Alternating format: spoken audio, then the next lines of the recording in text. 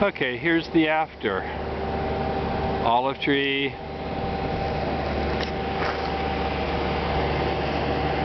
There's still a couple of small trees from the other side that are going to go.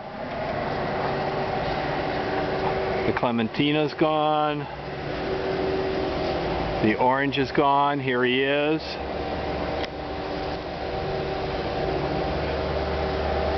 The grapefruit is already gone.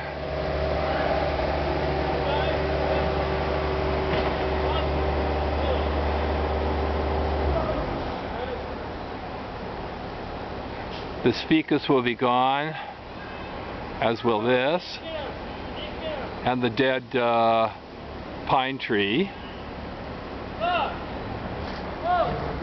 And then we have these two in the corner that are going to remain.